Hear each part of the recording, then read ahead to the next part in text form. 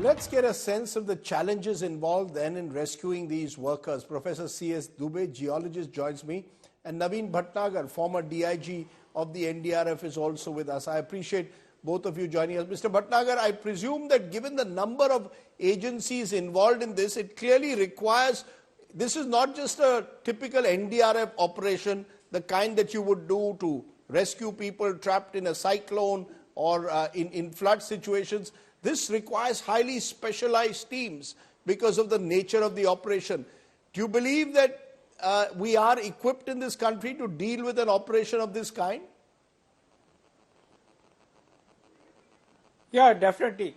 Because now the expert people as well as the equipments are there with us. With us means the experts were called from abroad and machines were collected from different part of India as well as US also.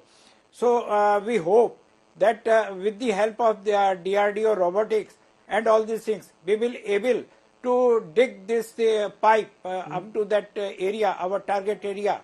If our pipe will go there, so definitely our people who are expert in this tunnel escaping rescue, immediately they will approach to the people and they will take out the victims and the people, and we hope that within day or two we can save them safely. Yeah. You know, Professor Dubey, when we spoke to the international experts who've arrived, they say it could take longer, that it could even stretch right up to Christmas, but they're hopeful that they will eventually ensure that laborers are come out alive. One of the problems seems to be the fragility of the mountainside. Uttarkashi is an area which is quake prone. These are very fragile mountains. Is that one of the big challenges, Professor Dubey? Yes, I'm really surprised that how for 9 days they have been left in the tunnel, because this area is very, very fragile.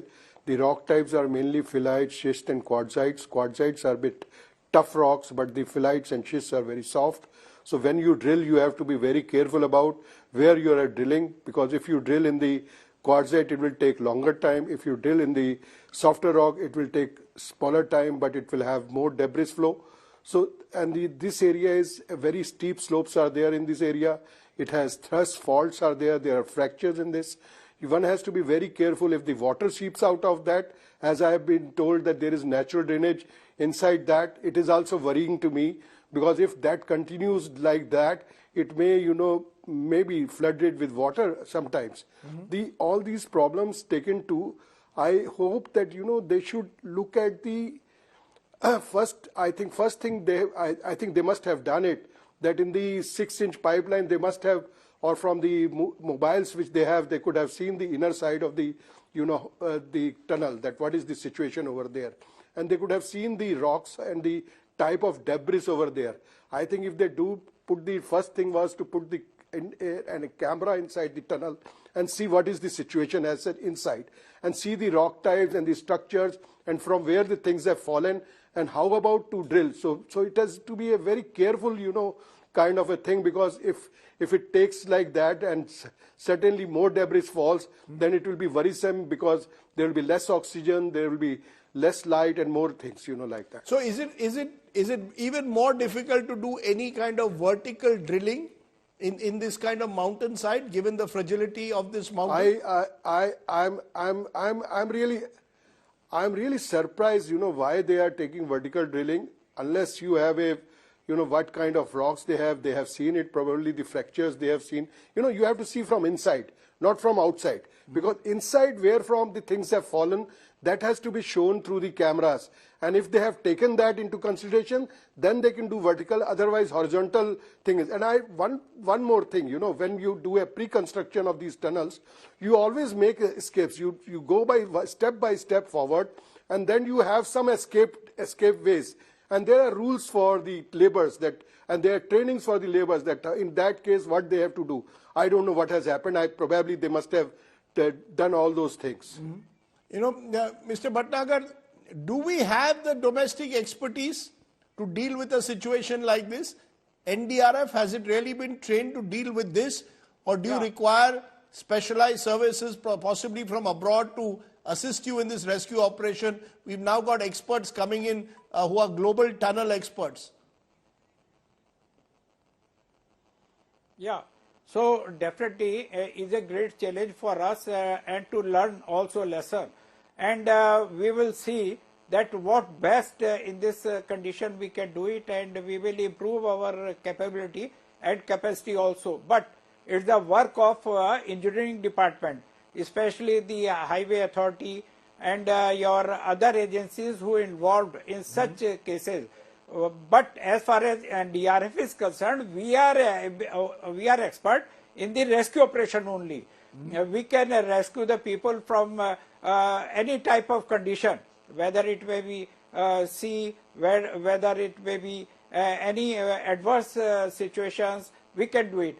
But in such conditions, the construction and machines and all these things, it's a is a challenge for the engineering department, safety department, and the authorities. That's precisely the question, Professor Pandey, that we are dealing with these massive projects that are taking place in the Himalayan range, eco-sensitive ranges, where, as you said, the mountain side is very fragile. Is there a lesson here that we are going to have to be much more careful in dealing with this tunneling in these areas, particularly in places like Uttarkashi?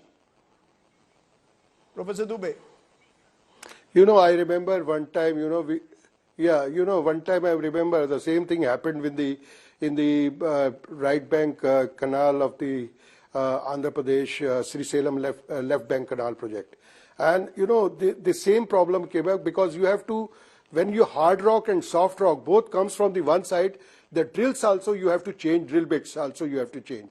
So it is very difficult. Sometimes the drill bits, they just get broken, they break, or they have, soft things and they don't work properly. So that kind of problems are there. So we have to be very careful where we are dealing, what kind of rocks. The geology, geotechnical aspects are very important in this, and especially in Uttarkashi, because Uttarkashi, there was a big earthquake earlier of 6.1, and it had happened in the same area, almost nearby that. So minor earthquakes are bound to come over there, and these minor earthquakes means a landsliding. And this has happened due to the landsliding, and if there are big boulders which have taken the place, it is very difficult to remove that. So one has to understand the geotechnical aspects of that, and first they have to work mainly on a, say, 1:100 scale of the job, that what they are going to do in that site.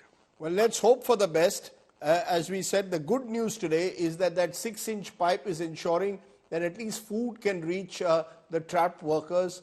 Oxygen is already there in plentiful supply. So the hope is that however long it takes, the workers as of now are completely safe, and the efforts will be now to ensure that without any further danger, slowly but surely the rescue forces will be able to do their drilling operations and reach the workers. I appreciate my guest joining me here on our top story at the moment.